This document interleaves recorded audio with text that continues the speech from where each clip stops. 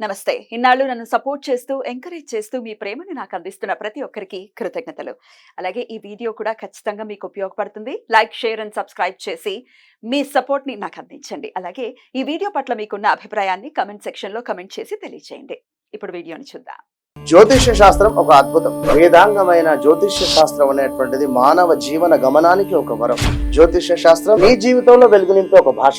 ఆ భాష నీకు అర్థమైతే ప్రకృతి నీతో మాట్లాడుతుంది. అస్ట్రాలజీ నేర్చుకోవాలి అనుకునే వారికి అద్భుత అవకాశం. మురళీధర శర్మ గారి అస్ట్రాలజీ క్లాసెస్ అతి త్వరలో మొదలు కాబోతున్నాయి. 100% జాబ్ గ్యారంటీ. వివరాల కొరకు సంప్రదించండి. నమస్తే, వెల్కమ్ టు అవర్ ఛానల్. నేను పద్మిని. ప్రస్తుతంతో పాటు ప్రముఖ astrologer, tarot card reader, Vedic nutritionist, అలాగే స్పిరిచువల్ హీలర్ వనజ రామశెట్టి గారు మనతో పాటు ఉన్నారు. మాట్లాడదాం. మేడం నమస్తే. నమస్తే మా పద్మిని. శ్రావణ మాసం మొదలు కాబోతోంది. Beautiful tarot card reader. Tarot card అనేది చాలా అక్యురేట్ గా వస్తుంది. రిజల్ట్ అనేది ఖచ్చితంగా అది చూసిన వాళ్ళు, దాన్ని ఒక్కసారి ఎక్స్పీరియన్స్ చేసిన వాళ్ళు ఖచ్చితంగా అది దే కెన్ ఫీల్ దట్ కదా. అంతనా ఇంత పవర్ఫుల్ ఏంటి అసలు ఈ టారో కార్డ్? ప్రశ్న శాస్త్రమేనా లేకపోతే ఎట్లా అసలు? What is tarot? కంప్లీట్ గా ఒకటి మన ఎనర్జీ వర్క్స్ అలాట్. ఓకే, మన మైండ్లో ఉన్న క్వశ్చన్స్ కానీ బ్లాకేజెస్ కానీ మనం ఒక్కసారి టారోకి కనెక్ట్ అయినట్టయితే అదే మనకి ఆటోమేటిక్గా ఒక వే చూపించేస్తూ ఉంటుంది. కాబట్టి క్వశ్చన్ అండ్ ఆన్సర్స్ కూడా ఒక చాలా మంది అంటుంటారు చిలక జ్యోతిస్తే మాది ఇది అని.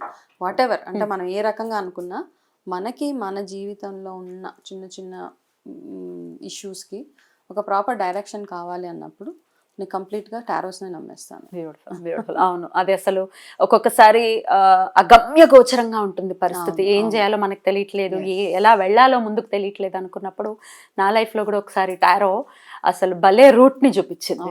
అంటే ఒక్కసారి ఐ ఓపెనర్ అనమాట. అట్లాంటి ఒక పరిస్థితి వచ్చినప్పుడు it help me a lot.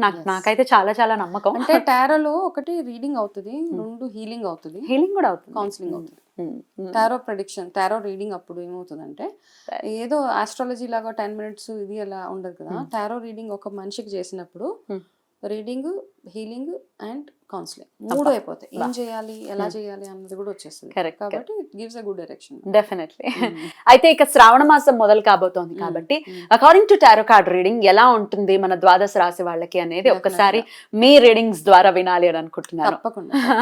So శ్రావణ మాసం కాబట్టి ఎట్లా దీన్ని రిలేట్ చేయొచ్చు? యాజ్ ఇట్స్ అంటే ఇది ఒక ఫారెన్ సబ్జెక్ట్ లాగా చూస్తూ ఉంటారు కాబట్టి హౌ మీరు ఎలా రిలేట్ చేస్తారు దీన్ని, ఈ టారో కార్డ్? ఫారెన్ సబ్జెక్ట్ అన్నది ఒకప్పుడు, బికాస్ కార్డ్స్ ని మనం ఫారెన్ కార్డ్స్ అనుకుంటాం, కానీ మన దగ్గర చూస్తే ప్రశ్నాశాస్త్రం మన దగ్గర ఉండేది. ఓకే, రాముడు కాలం, ఏ కాలంలో చూసినా మనకి ఏమైనా ఒక దానికి ఆన్సర్ కావాలంటే ప్రశ్నాశాస్త్రం బేస్ చేసుకుని చెప్పారు. రెండు చిలక జోష్యం దాంతో చెప్పేవాళ్ళు అనమాట. సో ఇదంతా వేరే కంట్రీస్లో, యూరోప్, ఈజిప్ట్ అట్లాంటి వాటిల్లో స్టార్ట్ చేసినా కానీ మనం దాన్ని కంప్లీట్గా రెప్లికేట్ చేయొచ్చు. ఎందుకంటే మన దగ్గర కూడా ఉన్నాయి ఇట్లాంటి. మన దగ్గర పాచికలతో చూసేవాళ్ళు, గవ్వాలతో చూసేవాళ్ళు. సో ఇవన్నీ మనం ఏదో ఒక రకంగా యూనివర్స్కి కనెక్ట్ అయ్యి అవతల మనిషికి ఇచ్చే ఏవైతే డైరెక్షన్ ఉంటుందో, ప్రెడిక్షన్ ఉంటుందో దాన్ని మనము ఏదో ఫారెన్ కంట్రీది అని చూడడానికి అయితే లేదు. బికాస్ మనం యూజ్ చేసేవన్నీ ఇండియన్ కార్డ్స్. అది కూడా ఉంది, ఇండియన్ కార్డ్స్ ఉన్నాయి నా దగ్గర. సో మీరు ఇండియన్ కార్డ్స్ యూజ్ చేసి, అలాగే మీరు చేసేటటువంటి ఆరాధన కూడా మేజర్ రోల్ ని ప్లే చేస్తుంది ప్రెడిక్షన్స్ ని అందించడం విషయం.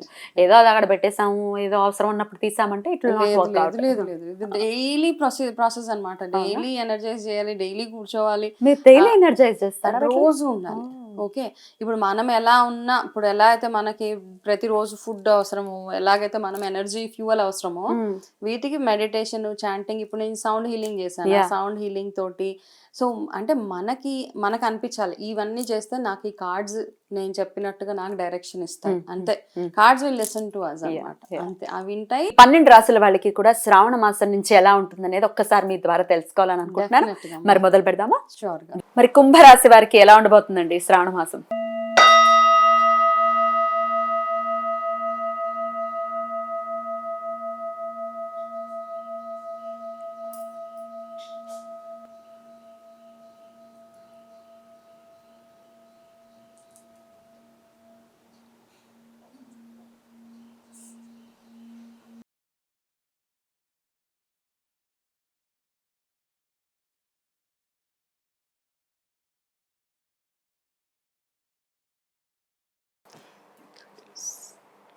ఓకే, కుంభరాశి వాళ్ళకి ఫస్ట్ వచ్చిన కార్డు ఏంటి అంటే, నేను ఎవరితో కలవను, నేను ఇలాగే ఉంటాను, నేను వాళ్ళ దగ్గరికి వెళ్ళను, వీళ్ళ దగ్గరికి వెళ్ళను, ఇట్లాంటివి ఏమీ పనికిరావండి. మీరు ఎంత కలుపుకుంటూ పోతే, రిలేషన్షిప్స్ అవ్వచ్చు, ఆఫీస్ పరంగా అవ్వచ్చు, ప్రతి రకంగా ఫ్రెండ్స్ అవ్వచ్చు, ఎంత కలుపుకుంటూ పోతే మీకు అంత ఎదుగుదల ఉంటుంది అనమాట. బాగుంది కార్డు యాక్చువల్గా. కాకపోతే మీకు వచ్చిన ఒక చిన్న ఇండికేషన్ ఏంటంటే, మీరు అందరికీ నన్ను ముట్టుకోక నామాల కాకి టైప్లో ఉంటే మాత్రము కొంచెం కష్టపడతారనమాట. కాబట్టి అందరినీ కలుపుకుంటూ వెళ్ళడమే. ఇప్పుడు చిన్నగా ఏంటంటే, ఇంటికి ఎవరైనా చుట్టాలు వస్తే మీరు వెళ్ళి ఒక రూమ్లో కూర్చోవడం, అట్లాంటివన్నీ చేయకండి. వాళ్ళతో కలిస్తేనే మీకు కొత్త కొత్త విషయ పరిజ్ఞానం పెరుగుతుంది. కాబట్టి మీకు కొత్త కొత్త ఆపర్చునిటీస్ వస్తాయి. కాబట్టి సో వాళ్ళందరినీ కలుపుకుంటూ వెళ్ళిపోవడం ఒక ఫస్ట్ ఇండికేషన్. సో కార్డ్ పరంగా బాగుంది యాక్చువల్గా. మీకు ఆపర్చునిటీస్ అవి బాగున్నాయి. ఈ మంత్ పాజిటివ్ మంత్ అనొచ్చు బేసిక్గా. Okay, so next card, yes, ఇది కూడా దీనికి రిలేటెడ్గానే అంతే, సక్సెస్ఫుల్గానే ఉంటుంది ఈ మంత్ అంతా. మీరు ఏది మొదలుపెట్టినా చక్కటి సక్సెస్ మీరు చూడగలుగుతారు అందులో. అయితే ఎస్పెషల్లీ ఎవరైనా కాంపిటేటివ్ ఎగ్జామ్స్ రాయాలనుకుంటున్న వాళ్ళు మాత్రము మీరు ఏదైనా ఎన్రోల్ చేసుకోవాలనుకుంటే ఇది ఒక మంచి మంత్. దీన్ని ఈసారి మీరు వెళ్ళి ఎన్రోల్ చేసుకోవచ్చు. లేదా ఒక జాబ్ ఇంటర్వ్యూస్కి అప్లై చేయడం అట్లాంటివి ఏమైనా చేస్తే కూడా ఈ మంత్ మీరు చక్కగా చేస్తే సక్సెస్ఫుల్గా మీకు మంచి రిజల్ట్స్ వచ్చే అవకాశాలు ఉన్నాయన్నమాట. థర్డ్ కార్డ్ ఏం చెప్తుంది అంటే, ఇది కూడా అంతే, మొత్తం అన్ని మూడు ఒక స్టోరీలా ఉన్నాయి మీకు. సో ప్రతి దాంట్లో ఓకే, మీకు ఎవరికైనా ఏదైనా రిజల్ట్స్ ఏదైనా వెయిట్ చేస్తూ ఉంటే కనుక ఒక సక్సెస్ఫుల్ మంచి రిజల్ట్స్ మీకు రాబోతున్నాయి.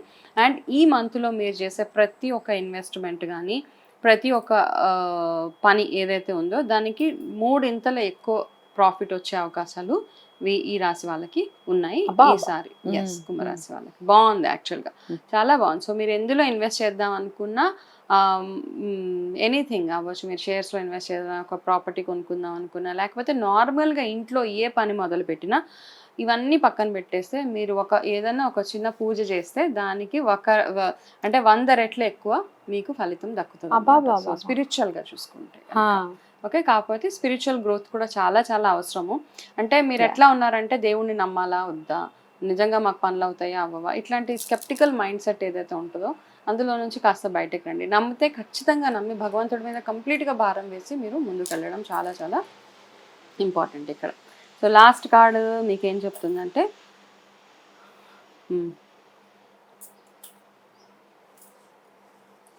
ఓకే, మీకు కూడా ఎవరో ఒక రాశికి వచ్చినట్టే వచ్చింది. ఓకే, మీరు ఏదైనా ఒక కొత్తగా మీ లైఫ్ మళ్ళీ స్టార్ట్ చేయాలనుకున్న వాళ్ళు, ఈ రోజు వరకు నాదొక లైఫ్, ఇప్పటి నుంచి నాది ఇంకొక లైఫ్ అనుకుంటారు కదా.